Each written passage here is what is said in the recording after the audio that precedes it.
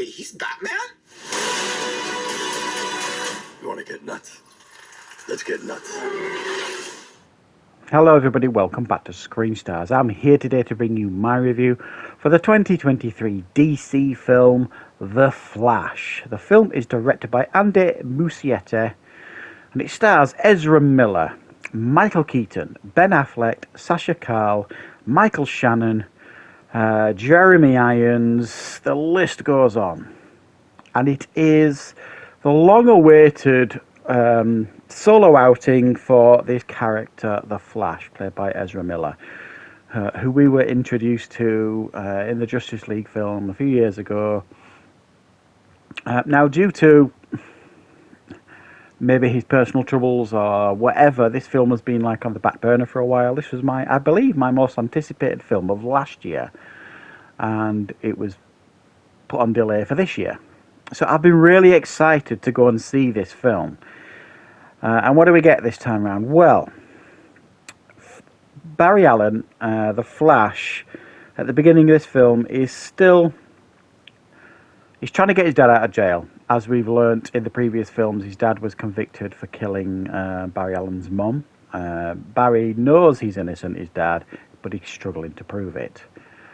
And while he is lamenting all this, the lack of evidence to try and get his dad out of jail, he discovers when he can actually travel back in time, and he comes up with an idea that he can save his mum's life back in the past and make things right in his present. However, you just don't mess with time travel. We've learned this I don't know how many times in the movies.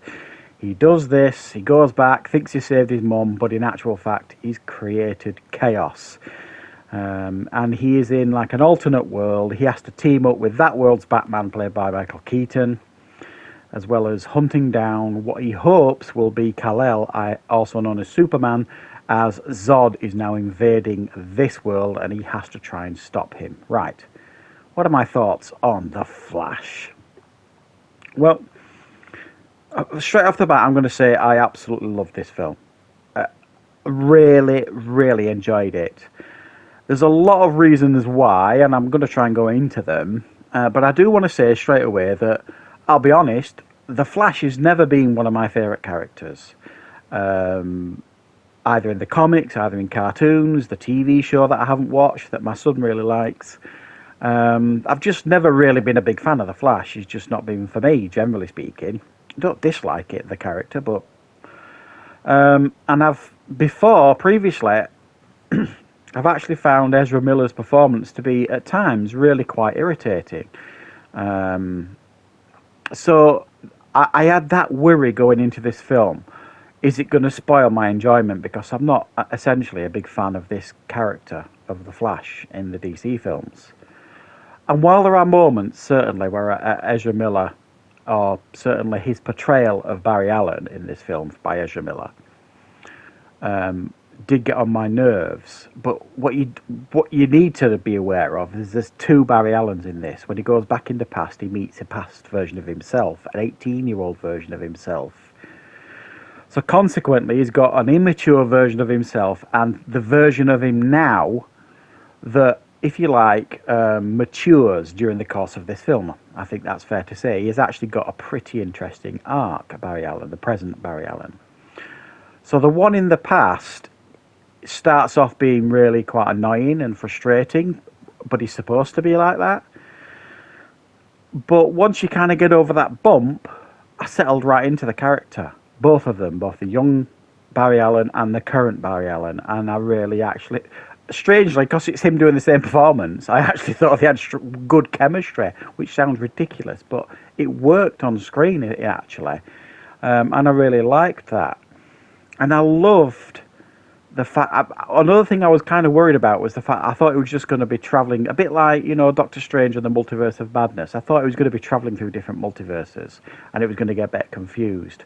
And thankfully we don't get that, certainly for the most part. We get him in this timeline, realising he's made this error, this terrible error, and he's left that world in grave danger because Zod has turned up, as he did in his timeline, but 10 years previously, sort of thing.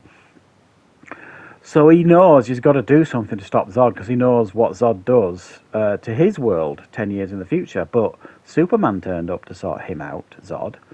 This time round, they can't find Superman, so they go on the hunt, which is where Supergirl comes into the picture, sort of thing. And I don't want to spoil how that. But also,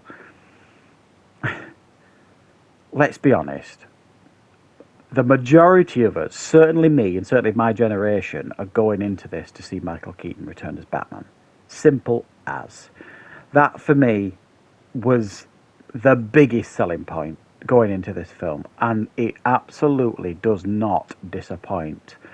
Michael Keaton knocks it clear out of the park as Batman and Bruce Wayne in this film. Yeah, he's got a bit of a dodgy toupee, but other than that, I can forgive it. I thought he was brilliant. He completely embodied Bruce Wayne and Batman again. And they make him completely badass in this film. You know, when you watch the old Tim Burton films, it's still cool to see him as Batman, obviously.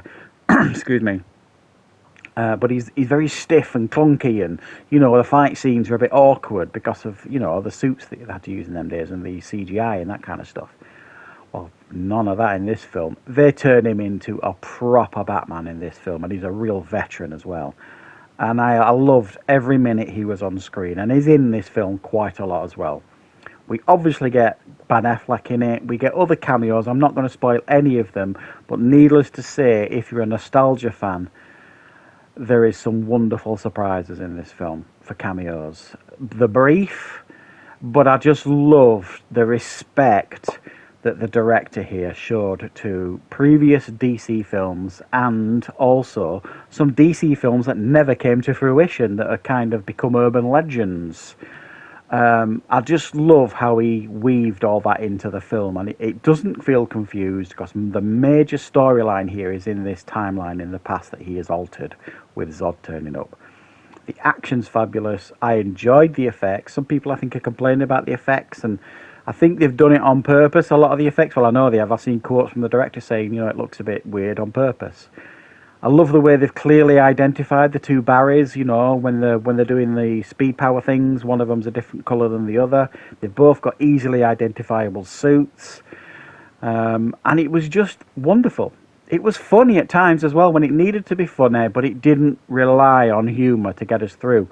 It just was funny at times, and it raised a smile and a giggle. And there was 2 or 3 times in the film where I definitely raised a laugh with it. It was light, it was funny, it was serious when it needed to be serious, and the nostalgia kick absolutely worked. Negatives for me is I think it takes a little bit too long to get going.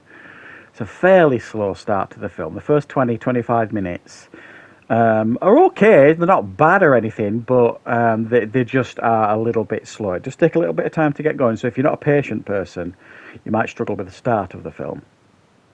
And also the effects for when he is going back in time felt a bit messy to me. They didn't look messy. It's just what I was looking at. I didn't necessarily understand what was going on. It came a little bit clearer later in the film, but when he first does it, I didn't really necessarily understand what was happening. So it didn't explain itself brilliantly in regards to him going back in time and time traveling and stuff. But for the first time on screen, I got to really appreciate, you know, how powerful the Flash is, or how powerful he can be. Previously, he's always looked like a rookie in the films, like the Justice League films and things like that.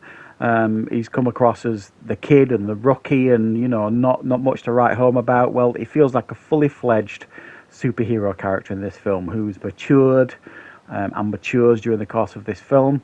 And it's just a great superhero film. I'm sure there's going to be people out there that are going to rip it apart. There always seems to be agendas these days for any major DC, Marvel, Disney film. You know, there's people out there that are prepared to tear strips off them and say they're rubbish. Well, unfortunately, guys, I don't necessarily think they can get away with it with this one. It's an entertaining film. It's one of my favourite DC films for a while.